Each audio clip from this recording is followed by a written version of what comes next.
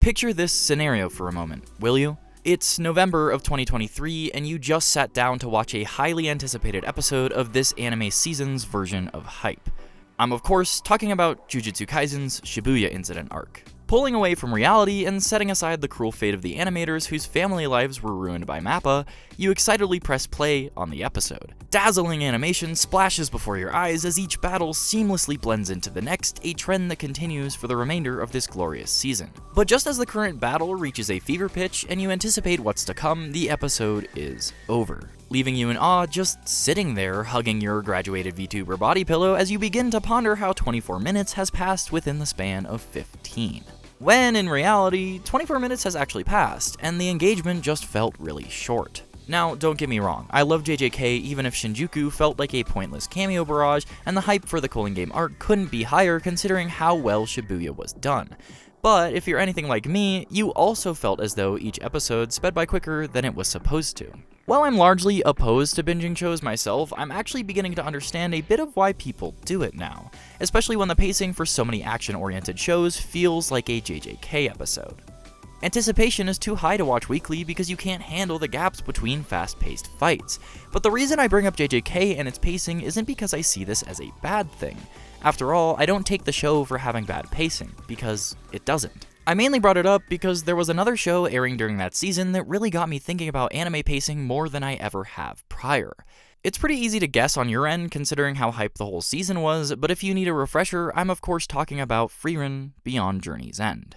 Frieren is the new anime darling of the 2020s, clocking in at a higher #1 position on MAL than FMA Brotherhood has seen in the last 15 years. But don't worry, my dear audience, for once in the history of MAL, the rating is incredibly justified. I also wouldn't bring up a show just to bash it. After all, I believe anime opinions are stupid, but that's a video for another day.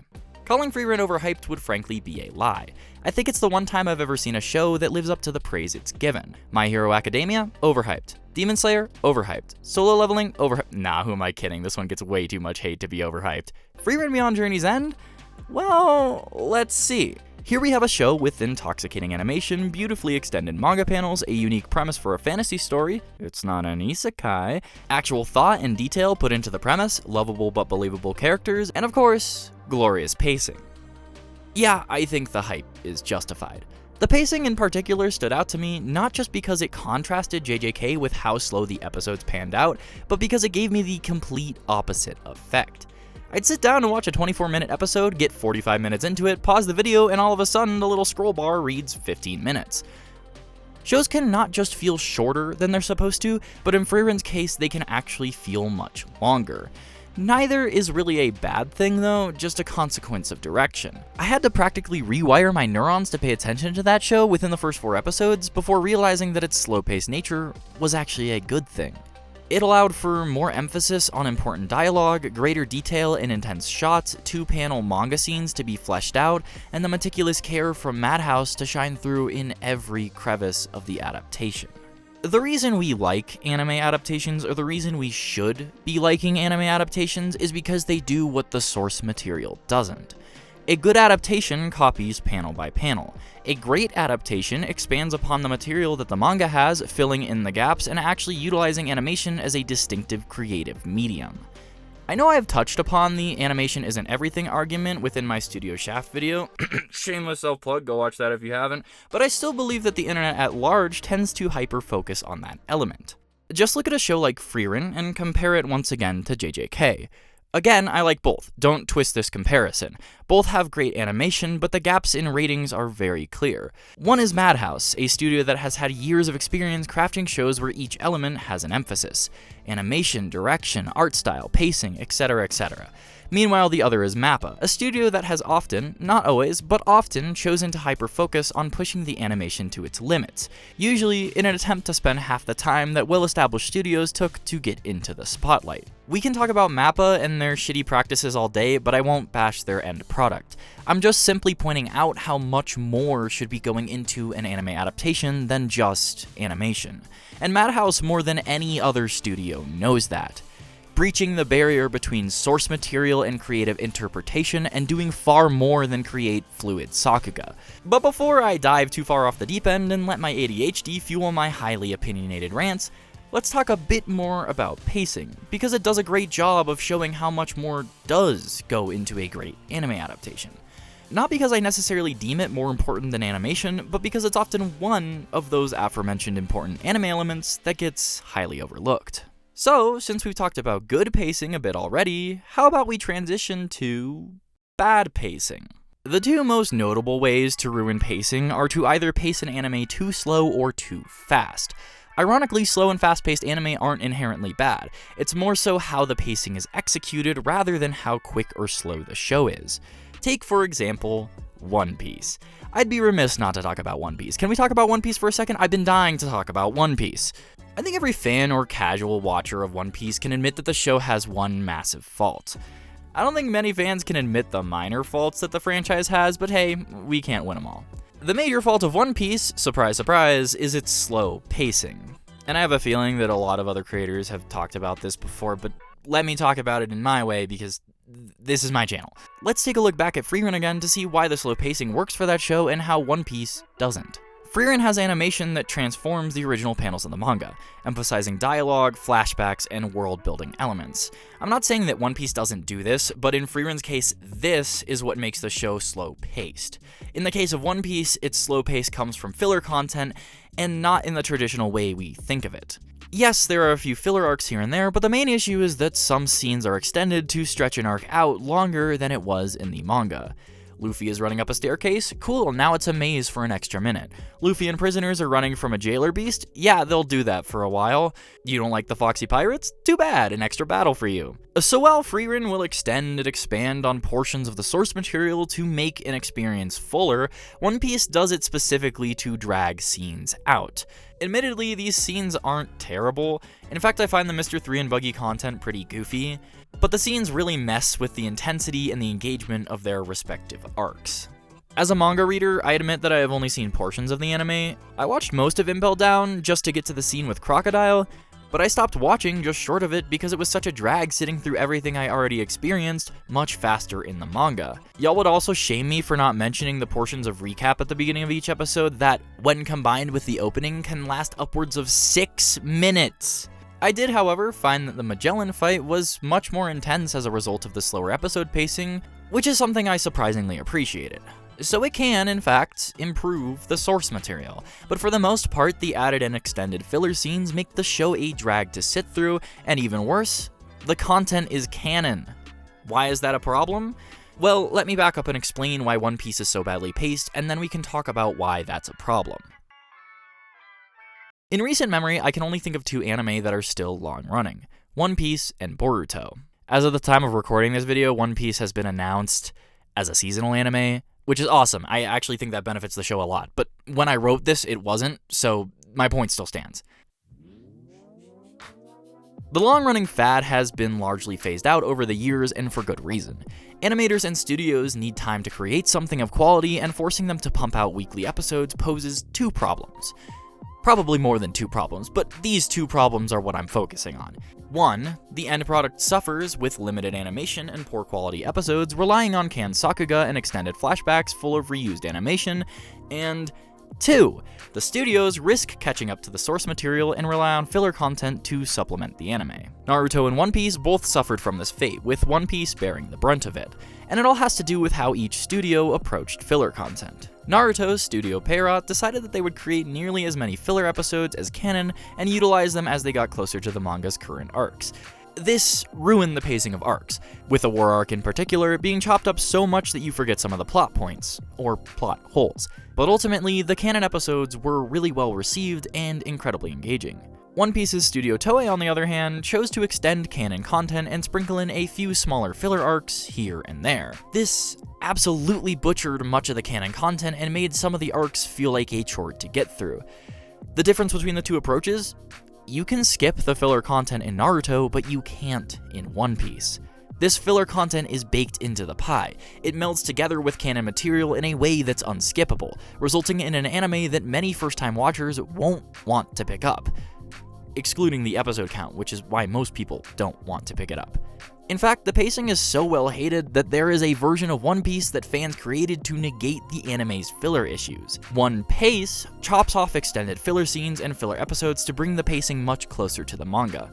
Granted, as we got to Egghead, they paused the anime to allow time for the manga to flourish because they finally realized how bad the pacing is, but it's kind of too little too late. Here's to hoping that Wit Studio does a better job. I wouldn't call One Piece unwatchable. In fact, there are even some portions of the anime that are probably superior to the manga. Many of the most iconic moments are still wonderfully executed, like Sabaody and Gear 5. There are also some certain fights from Whole Cake, Wano, and Egghead that nearly make the manga obsolete. For manga readers, however, the anime is just something that will forever elude them, unless of course they are dedicated enough to sit through it all. But most of us just devolve to watching the clips that we want to, which is really sad, to be honest. It didn't start out slow. East Blue has less episodes than chapters after all, but when I saw others online complaining about Dressrosa, an arc with some of the best character writing in the series, I realized how dire the situation actually was. So that's two ways to ruin pacing right there. Too many filler episodes in Naruto's case, and too much extended canon and filler content in One Piece's case. But how about ruining pacing by making it too fast? Well, we talked about JJK Season 2 and how engaging each episode was, resulting in a symphony of fast-paced bliss. But I also mentioned how MAPPA tends to ignore other important anime elements in favor of animation. While I still think that Chainsaw Man takes the cake for the best directed modern MAPPA show, JJK doesn't quite suffer from a fate of poor direction. For that, we have to look at 2020's second attempt at a manhwa adaptation, The God of High School. The God of High School was pretty damn hype for its season, mostly because it came hot off the heels of Tower of God. You had readers hyping it up, MAPPA fans hyping it up, online-onlys hyping it up, and of course, those who watched Tower of God expecting more greatness because they already had a taste of Korean adaptation. Sadly, as we now know, the only piece of Korean media to get an extremely well-done adaptation is Solo Leveling, and you already know that show is hated. That show is largely shat on by the internet. God of High School in particular, though, probably received the worst treatment, especially when it came to pacing. We got the same JJK quality, jaw-dropping animation for pretty much the whole series, but as soon as the story leaves the arena, unless you've read the manhwa, it becomes completely unfollowable. You have this stand-like power system straight out of JoJo that just doesn't get explained, the tournament never finishes, and all of a sudden there are big players with godlike powers destroying the city as they duke it out. I can't speak for the quality of the source material as I haven't read the manhwa, but about halfway through the show's runtime, I'm pretty sure everyone was lost. Unsurprisingly, as it turns out, there was a little bit of cut content. How much, you may ask? Well, let's just say they tried to cram roughly 112 to 115 chapters into 13 episodes! I swear I remember a quote from the author along the lines of, "I like the adaptation for how fast it is, but I cannot find it for the life of me." If it exists and someone can leave it in the comments below, I don't know, I'll pin your comment and mail you my business card. I think I can confidently say that pacing alone ruined this adaptation. Yeah, sure, slow pacing ruins aspects of One Piece and extra filler ruins the pacing of shows if you watch them weekly like Naruto, but fast pacing makes shows like The God of High School borderline unwatchable. You lose the depth of important characters, you lose the world building that sets the stage for your plot, and you lose the impact of otherwise heart-wrenching scenes. If all you're left with is action, what's to keep people coming back for the action? What is the purpose of all the battles? I'm not too sure many casual anime enjoyers know this, but anime is meant to sell manga. Yes, the medium exists in a fashion that supports original content as well, but most anime is made to promote the source material. Sales drive anime production. If a show happens to sell a lot of Blu-ray copies, it usually gets a second season. Sometimes I think studios or authors or production teams, whoever makes the choices, want to cram as much as they can in hopes to sell more and get greenlit for a second season. Manhwa adaptations were so new at the time, I think they feared that many of the coolest moments from the source material would never be adapted. So they instead chose to butcher the anime in favor of zoning in on animation. This is just speculation. After all, no one really knows why they made the anime the way they did, but it did squander any hopes that this manhwa had for getting a second season. For all of the different ways you can ruin a show with poor pacing, I think skipping large chunks of content takes the cake. God of High School is a symptom of poor production, leaning too far into one aspect and ignoring other important ones. But the more I thought about the God of High School, the more I realized how much the production of a show plays into the pacing of it. Then it hit me. The link between production and pacing lies largely within the type of adaptation.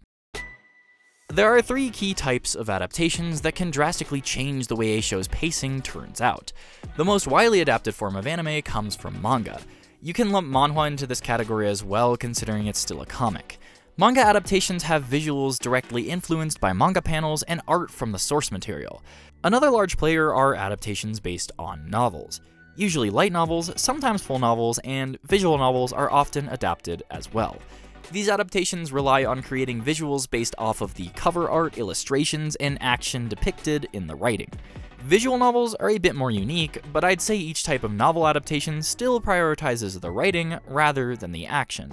The last type of adaptation isn't an adaptation at all.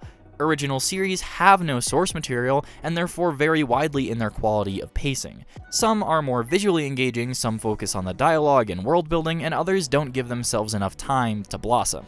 Original series are unique in that they have so much more freedom to achieve what they want to, but they're still restricted to however many episodes the budget calls for.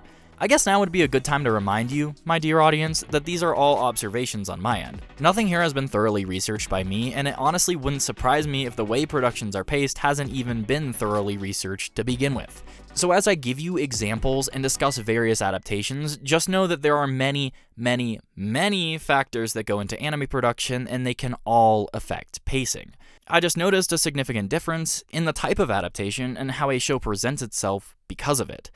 I mean, hell, if I wanted this video to be an hour, which it honestly might be at this point, I would dissect the pacing of each genre, because yes, that also has an influence. With all this said, however, let's take a look at each type of adaptation, how the source material affects the pacing, and a few examples of both good and bad pacing from each. Starting with manga. Manga adaptations have very few limitations when it comes to animation, but if anyone has ever read manga before and compared it to an anime production, they'll often find the pacing of the manga to be much faster. Yes, traditionally more manga chapters fit into an episode than one, so the ratio is different, but overall chapters will breeze by faster while reading a manga than watching an anime episode. Scenes in anime usually stretch beyond the manga panels, animating otherwise static facial expressions, filling in gaps between each action panel with extra animation, and creating transition scenes that are widely absent in manga. Depending on the extent to which a studio does this, the pacing will stretch more and more from the original material. Some adaptations are one-to-one with little to no difference between manga content and anime.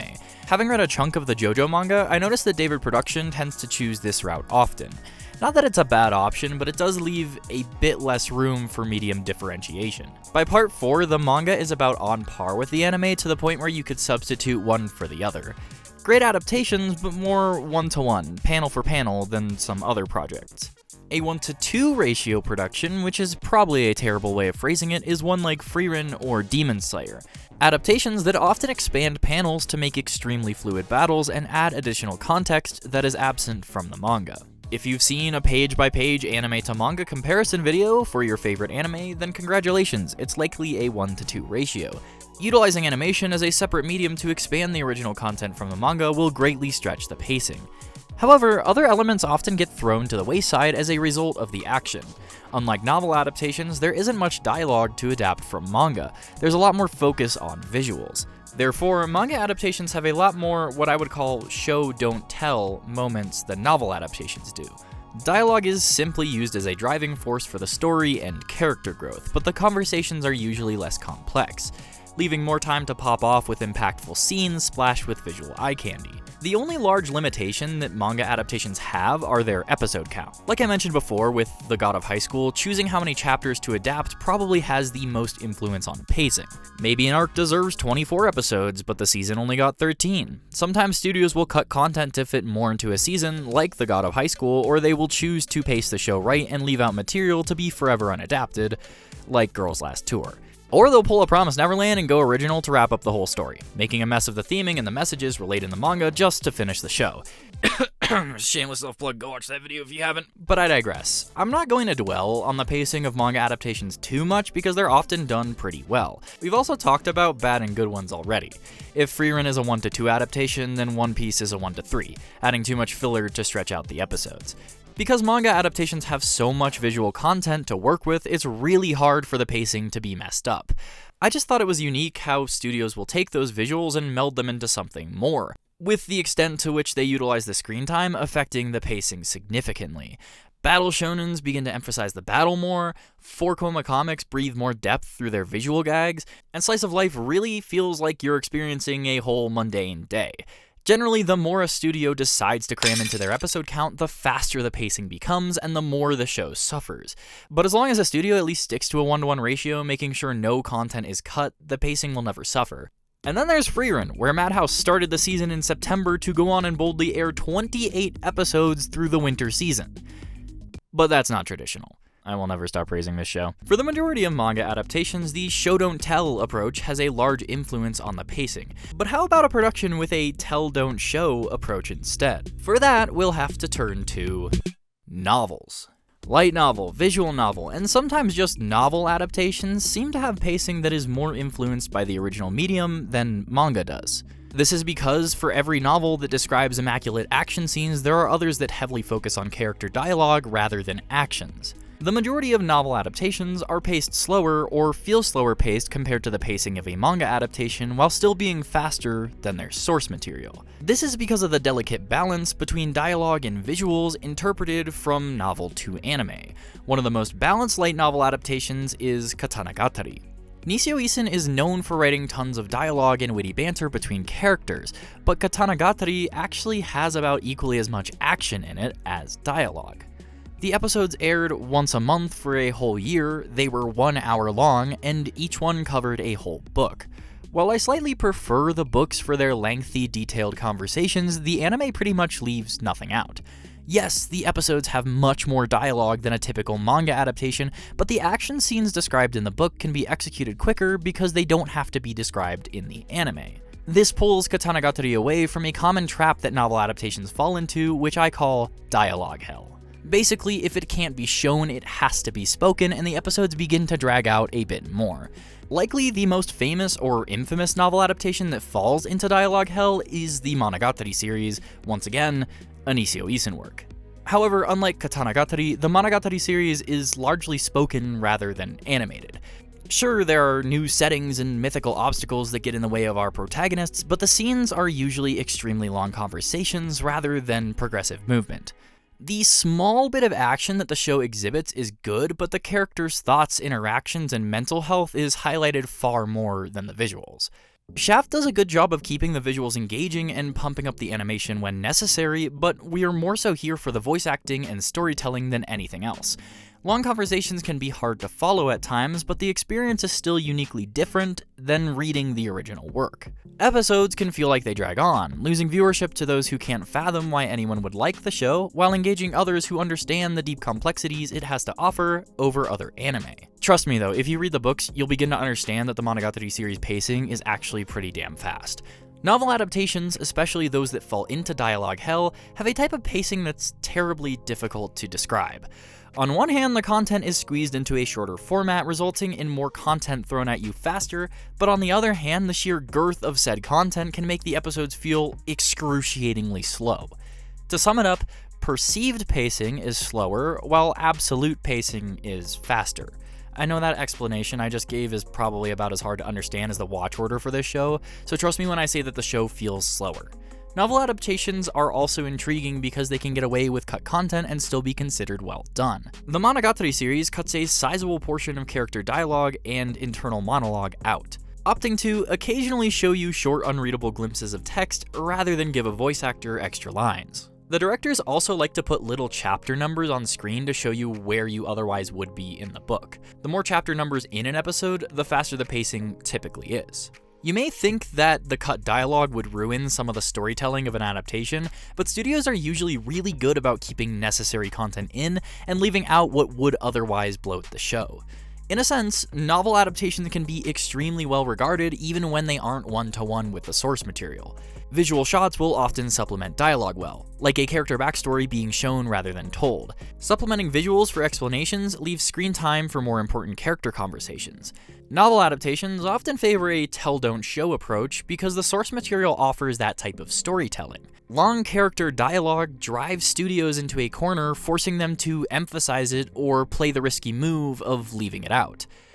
However, they still occasionally use a show-don't-tell practice to keep the story rolling and avoid hand-holding. Manga adaptations use show-don't-tell because the source material provides that type of experience, whereas novel adaptations use it for clever foreshadowing, viewer intrigue, and to capture what the novel version can't. Action scenes are a given, but I'm talking about times when it's left up to the viewer to pay close attention to particular scenes and decipher what's given to you. This is why I argued in my Shinsekai Yori video that the show had a really good balance of experimental and traditional storytelling, realizing, as I was writing the script, that this was actually a result of the source material affecting the end product in both pacing and production. Large portions of Shinsekai Yori's story are told visually with little explanation, something akin to an experimental anime production. In contrast, the novel has Saki narrating the majority of these visual scenes.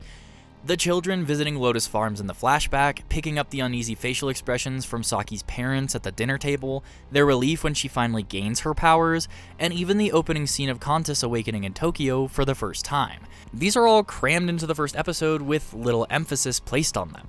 Once you follow the story more and you see the society for how hellish it actually is, you can go back and pick up the foreshadowing from the first episode. Something like the disturbing creatures at Lotus Farms is used for visual world building, and the awkward conversation at the dinner table is used for visual foreshadowing, whereas the novel would have Saki explaining her thoughts and feelings towards these individual moments and spoil some of the fun. Let me tie this back into pacing though, because I'm getting a little off track. And I also made an entire video talking about this episode. Shameless self-plug! This is the show-don't-tell practice at work. Swapping a narrative moment from the novel for a visual scene allows for faster episode pacing. Switching between faster visual scenes and more dialogue-focused ones keeps the anime moving away from a dialogue hell scenario. In Shinsekai Yori's case, it also allows for more engaging viewership as it encourages the audience to pay more attention to the visuals rather than just what they're being told. A novel adaptation that can use character dialogue to balance a tell-don't-show approach while occasionally swapping narration for imagery is often the best kind of novel adaptation. Don't get me wrong, I love the Monogatari series, but there's a reason the show has been labeled undubbable for years now, even if it was a joke at first. It's a good adaptation, but it takes a more intricate approach to create a novel adaptation that can cut and rearrange content without losing the essence of the original source material. Manga adaptations only have to focus on how many chapters they can fit into their episode count. Novel adaptations instead have to balance how much content they can leave out, what they can turn into visual scenes, and how they can balance narration and dialogue so as to not stretch the production. Even in Western media, most novel-based movies are often not as good as the books, even though movie franchises like Harry Potter are still considered great adaptations. It's rough adapting novels, but thankfully, because of the intricate care placed into them, we usually get really well-adapted end products. Re:Zero is one of the best examples I can think of. It takes time telling its story, has incredible character dialogue, and has visuals that force the audience to pay attention. Each season is also extremely different in its pacing. Season 1 tackles 3 arcs, with each getting longer throughout the season's runtime. There's also one episode that manages to cover an entire book, which is just insane, but hey, they made it work. Season 2 covers one arc, has so much dialogue that we probably only saw the opening like 4 times, and has multiple episodes close to 30 minutes rather than the typical 24. Then Season 3 has so much action that they decided it should be 16 episodes, or 18 if you want to split that first one into 3. Yet, through all the content cuts and fast-paced moments, the anime doesn't lose much of its original storytelling. We get heartwarming scenes, in-depth backstories, and a lot of intoxicating action, especially in Season 3. According to my roommate who has read portions of the light novels, there actually is a ton of cut content. There's a certain conversation between Al and Subaru revealing something big that we don't see in the anime, at least not yet. He knew the identity of an enemy in Season 3 under a cloak before I did because of skipped details from the novel. And there's even this child here, which I guess the anime failed to mention, not too important though.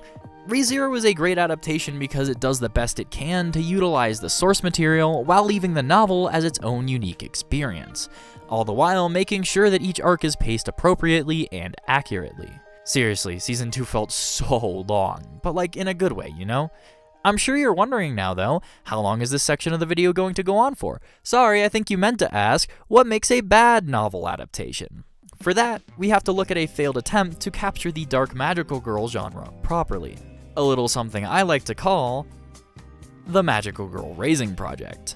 In my desperate attempt to recapture the unearthly feeling that Madoka gave me, I stumbled upon a show with a similar premise but none of the depth. I want to preface here that I have only watched the anime for this, so I may be biased towards my initial experience.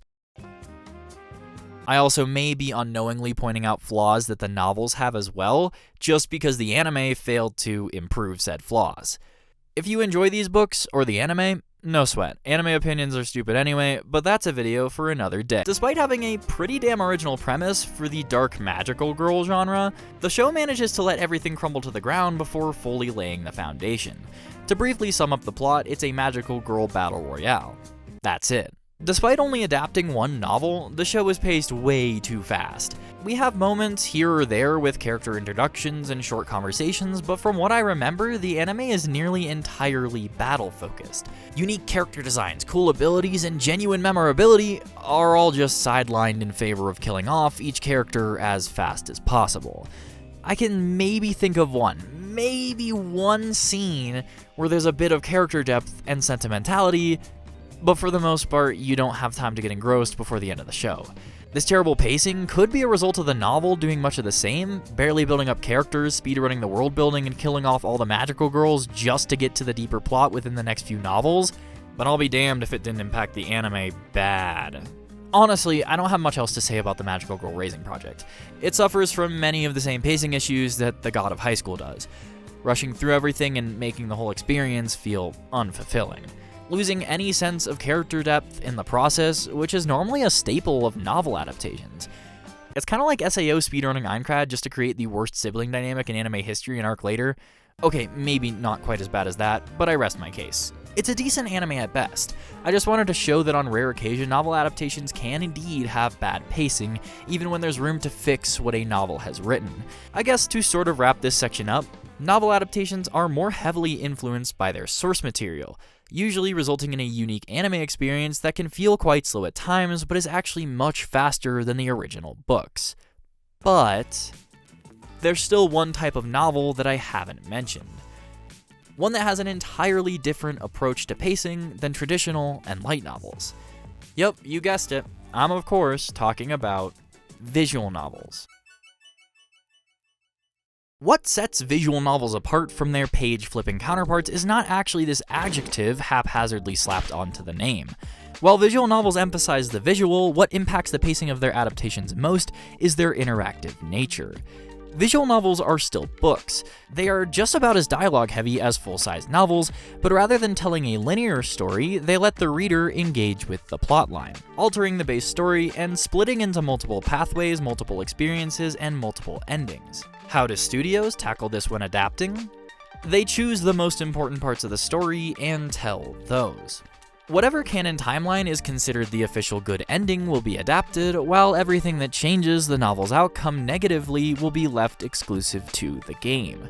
This usually leads to a few outcomes when it comes to pacing. The first is a great adaptation crammed into a small number of episodes, making the novel a unique experience while missing practically nothing by watching the show. Something like Steins Gate would fall into this category. I can't speak in depth about this one because I have yet to read it or watch it, and I promised a friend that I would read it first, but Steins Gate is generally considered one of the best visual novel adaptations out there, and the anime only clocks in with 2 cores. The second outcome is an adaptation that can't quite fit or express what it needs to within the span of its runtime, leaving the novel a uniquely favorable experience over the anime. Umineko no Naku Koro ni fits into this category.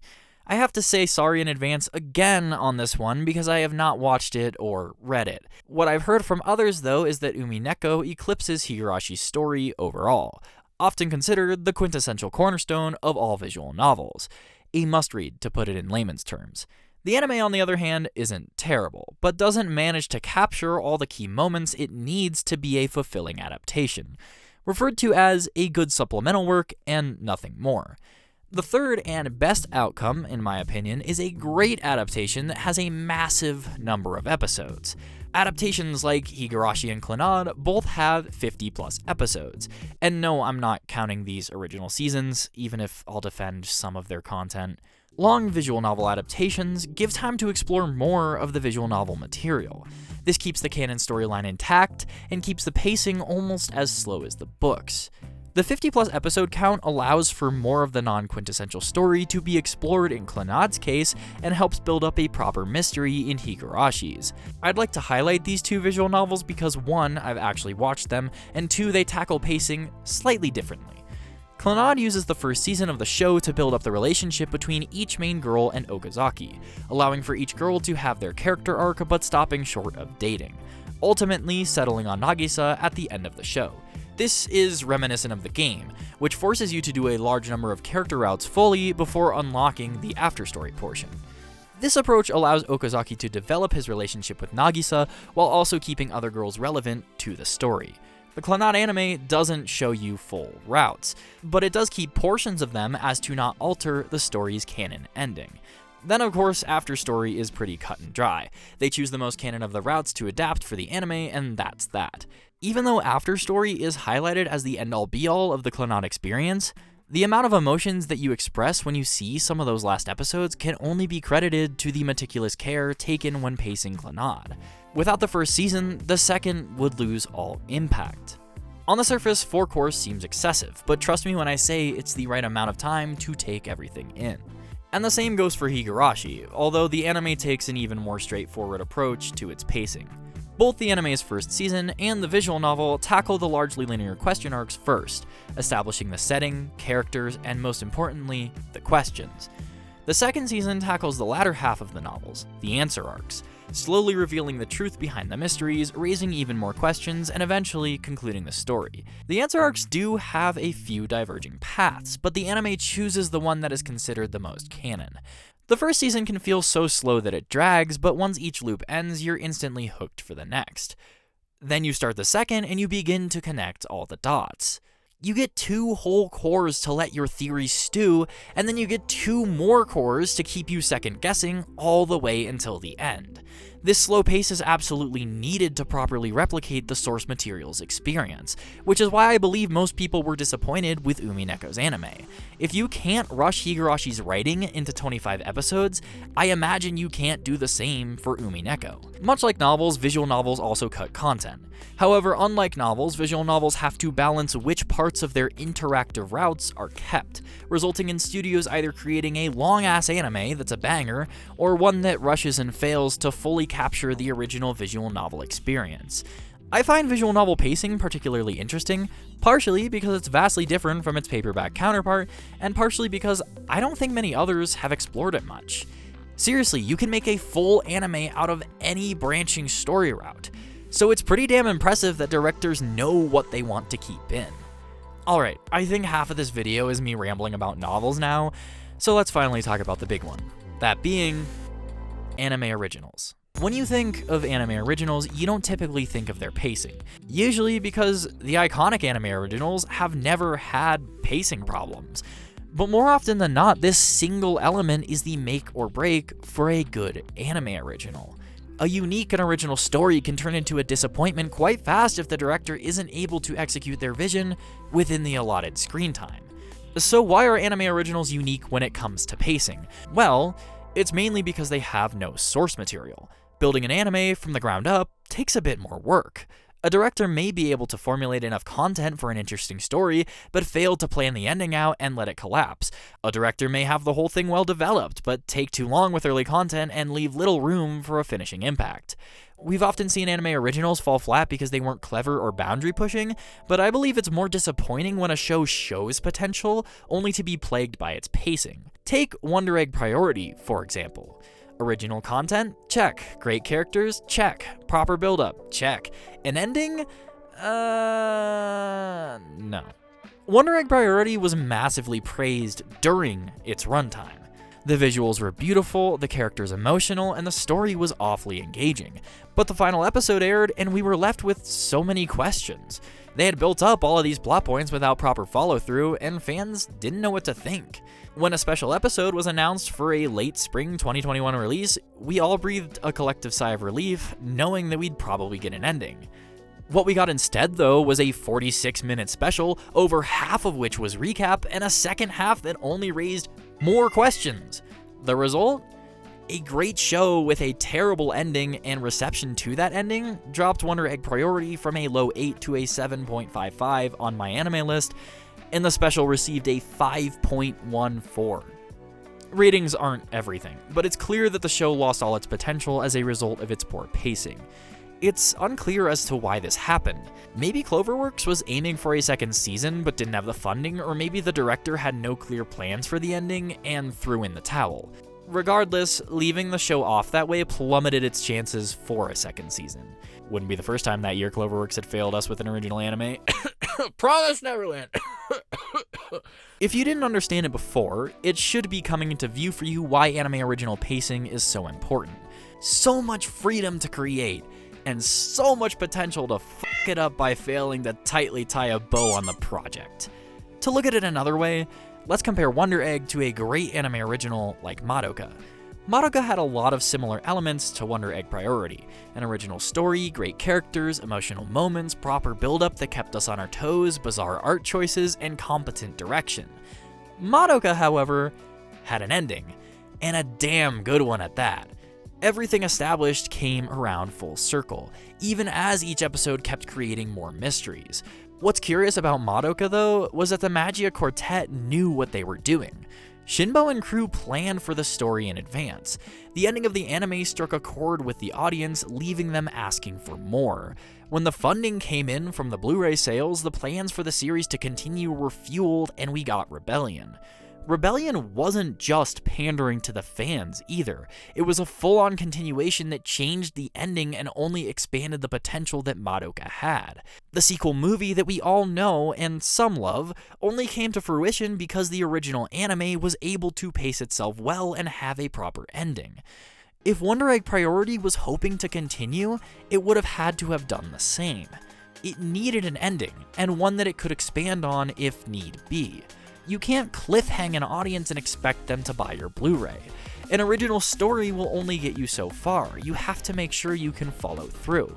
Because when it comes to original anime, sometimes the follow-through is actually more important than crafting the perfect show. A show can be plagued by poor pacing but still resonate with an audience. Let me explain this by talking about Angel Beats. Angel Beats. Does anyone remember Angel Beats? A weird high school drama/romance that took place in the afterlife and also had guns? What? I asked that question out of a bit of irony, but if you're being honest, you probably do remember Angel Beats. This is because the show sort of tugged on your heartstrings enough, even if it was really weird. Angel Beats is one of 3 original creations from Clannad's own Jun Maeda, each of which got progressively further from the type of emotion that Clannad provided. Out of the 3, though, Angel Beats is by far the most memorable. The characters were expressive, and the world building grabbed you pretty fast. There was a great amount of sentimentality attached to each character that passed on, even if you only got a few episodes to get attached. And that's the thing. Angel Beats had a weird plot hole filled ending and changed its focus away from individual character departures about halfway through, but despite its flaws, we still remember it. These emotional episodes were the meat of the show and have long stayed in our memories since. Episodes like My Song, focusing on an individual character's backstory, and In Your Memory, where we learn how Otonashi dies, leave a lasting imprint, even if the anime is ultimately imperfect. Angel Beats may have only been 13 episodes, but with the type of character-driven story that Maeda wanted to write, it really deserved 25. The inconsistent pacing of the show, jumping from one character to the main plot and back to another before rushing to the end, was likely a result of Maeda shoehorning as many ideas as he could into the short runtime. Still making the show memorable, following through on his original project, but plaguing the anime with pacing issues. Thankfully, a few years later, Maeda learned his lesson, allowing Charlotte to blossom within its single core. I'm not saying Angel Beats was bad because of it, but it's very disappointing to imagine the type of show we could have gotten if Maeda was confident enough to cut out more and emphasize what spoke with the audience. It's also equally as disappointing to imagine a stellar version of Angel Beats as a full dual-core season. Whatever the case happened with the show, bad pacing doesn't always ruin anime originals. It's just difficult for directors to express what they want to within an allotted runtime, and as a result, many projects become less fluid than they could be. In the end, the freedom allotted to anime originals is bountiful, but can become its own kryptonite if the creative minds behind the project don't know how to pace it. Wonder Egg and Angel Beats are only a few examples. But why does all of this matter? How important actually is pacing? Well, to put it bluntly, pacing is only as important as you make it out to be. Much like animation and direction, it's only one anime element out of many that make a project what it turns out to be. I know that this video was mainly about pacing, but I did devolve a bit into production as a whole while trying to get my point across. However, that's because the synergy between each anime element will no doubt influence others. Clannad wouldn't be as fully developed without its allotted side character screen time. Jujutsu Kaisen wouldn't be as engaging without its quick, stylish battle scenes. One Piece wouldn't be as agonizing to sit through without its looping character shots. The God of High School wouldn't be as short-lived without its crammed story. And Frieren wouldn't be as epic of a fantasy without the tender care placed into its extended, slow-paced, mundane shots. My point being, I don't think we often realize how important pacing actually is, because it's overwhelmingly eclipsed by the elements that influence it. How a piece of media is interpreted by the studio greatly impacts the pacing of a show, whether it be fast in a good way like JJK, fast in a bad way like The God of High School, slow in a good way like Frieren, or slow in a bad way like One Piece. So next time you're admiring a show, or next time you're dogging on one, just think about the pacing for a minute. Is it the content that you're judging, or is it the way the studio developed it? Pacing can be make or break for engagement, but if you look at it a bit harder, you'll see that it emphasizes how much more or how much less was put into an anime adaptation. Pacing is much more than just feeling like you're watching for longer or shorter than the actual 24 minutes. It's a culmination of the efforts of the studio to fully encapsulate and go beyond what the source material was trying to achieve. And for that, I think we should all appreciate it just a little bit more. Hey, if you like this video, go ahead and hit that cool looking subscribe button down there below the video, or the like button. That's a fun one too. But most importantly, I actually do read every single comment that's sent my way. Even if I don't like them, love them, or reply to them, I read them. I promise you. This channel has been on a little bit of a hiatus for a while. Not necessarily because it needed to be, but because it just was. It's kind of weird, and any creator will tell you the same thing, but you can get a lot of ideas in your head and still not have the motivation to execute them. A lot of the times I'll just be at work doing some sort of mindless task, and then my brain will wander into, oh, I should do this and this and this for a video, and then I don't do anything. I don't take the time to do anything, and it kind of disappoints me a little bit. But at the same time, I want to give content to this channel, to you guys, that I enjoy making, that I'm passionate about, that I don't want to put out just to get ad revenue from. It's always been a hobby, it's never been a job, and it could be a job at some point, and I think that's awesome. But for now, you guys might be getting a video a year. That being said, I am working on one more project right now, and this one will probably go out before that one because I'm sure it's going to be easier to edit. But that larger project has a lot to do with another larger project that I have already released 2 years ago. You'll start seeing some teasers about it at some point as it gets closer to completion, but I'm really excited to share it with you. I guess this was a kind of improvised after video speech, so I'm just gonna leave you guys be. Bye-bye.